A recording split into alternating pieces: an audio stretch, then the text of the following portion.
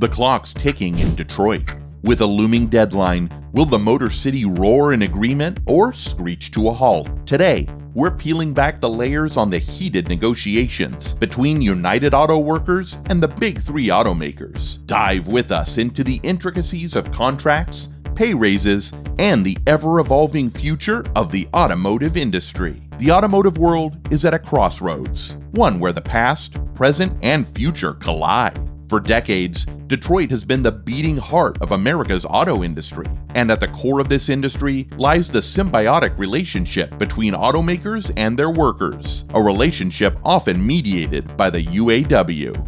Historically, the UAW has championed workers' rights, ensuring fair wages, job security, and other critical benefits. However, previous contract negotiations were rooted in a world where internal combustion engines ruled the roost. Now, the rules of the game are changing. As the industry pivots towards an electric future, new challenges arise. The previous contracts saw battles over healthcare costs, job security against overseas outsourcing, and the introduction of two-tier wage systems, where newer hires earn significantly less than seasoned workers. Yet, amid these traditional battles, the industry was stable, understanding its direction and growth. The automotive industry has always been synonymous with relentless innovation, with each epoch presenting its unique set of challenges and opportunities. Historically, the concerns of UAW workers were largely centered around the complexities associated with combustion engine vehicles. These cars, intricate symphonies of thousands of moving parts, offered a plethora of job opportunities, from assembly line workers meticulously piecing together transmissions and exhaust systems to specialized engineers fine-tuning carburetors and ignition systems. The landscape was well defined, even if the challenges of ensuring fair wages, job security, and benefits remained ever present. Fast forward to today,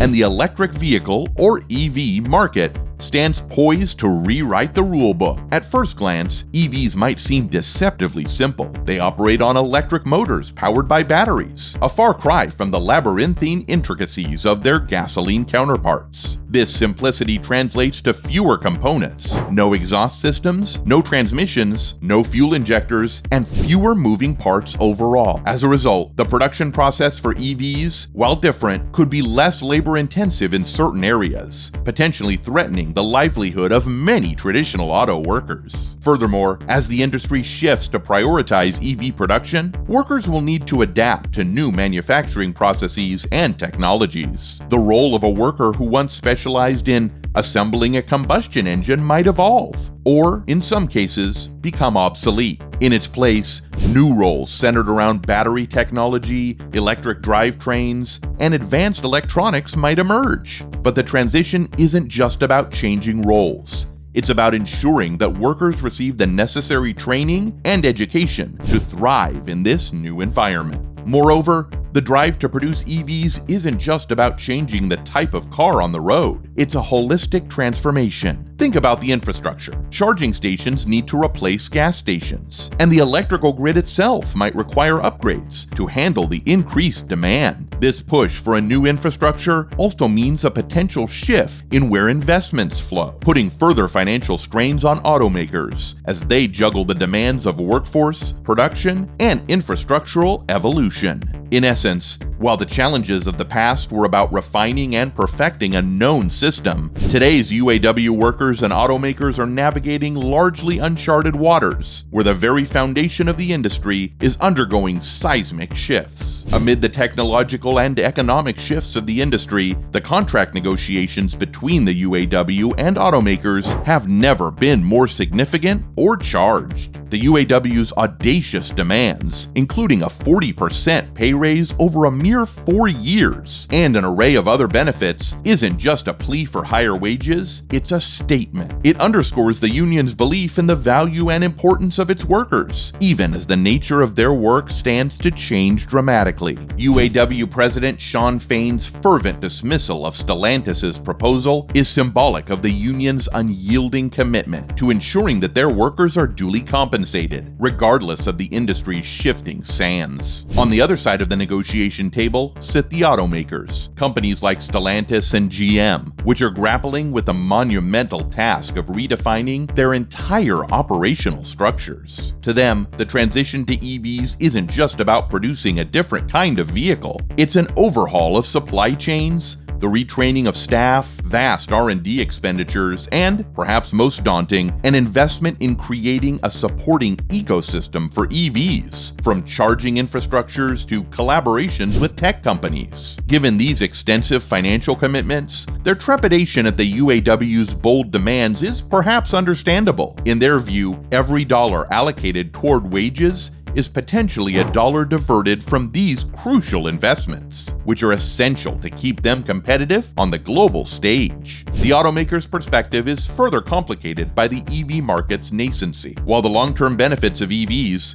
from environmental advantages to reduced production costs from fewer parts, are clear, the short to medium-term journey is riddled with uncertainty. Market dynamics, regulatory environments, and consumer preferences are still in flux. Thus, while the automakers recognize and appreciate the value of their workforce, they also grapple with the looming question: can they afford such substantial wage increases while also making the investments required to pivot effectively to EVs? Stellantis and GM's voiced concerns aren't merely fiscal, they're existential. They're concerned about the future of an industry that has been the backbone of American manufacturing for over a century. The question echoing in their boardrooms isn't just about next quarter's profits, but about the very survival and reliance of their brands in the next decade and beyond. In essence, these negotiations aren't just about pay scales or annual leave. They're about reconciling the past and the future, about finding a balance between rewarding the hardworking men and women of today while ensuring there's an industry for them to work in tomorrow. The transition to electric vehicles is more than just a shift in power sources or manufacturing processes. It represents a paradigmic change in how we envision mobility and sustainability. As the world grows increasingly conscious of the environmental footprints we leave behind, electric vehicles offer a glimpse of a future where transportation complements, rather than compromises, our planet's well-being. But like any epical shift, this transition is fraught with complexities. For starters, automakers find themselves in uncharted territory. The raw materials that power electric vehicles, like lithium and cobalt, necessitate the creation of entirely new supply chains, often extending into geopolitically sensitive or logistically challenging regions. This not only introduces operational challenges, but also ethical ones, as these minerals must be sourced responsibly. Moreover, the boundaries between the tech and automotive industries are blurring. Titans of Silicon Valley, once seen as strange bedfellows to the motor giants of Detroit, are now direct competitors. These tech companies, with their expertise in software and electronics, present a formidable challenge, especially as vehicles become more software-driven. Their entry underscores an evolving competitive landscape where the rules of engagement are being rewritten. Then there's the global market, once dominated by a few key players in established regions. Today, with emerging markets becoming pivotal players and new regions rising as automotive hubs, the traditional bastions of automotive dominance can no longer rest on their laurels. Market dynamics in Asia, for instance, can have ripple effects across the globe, highlighting the interconnectedness and volatility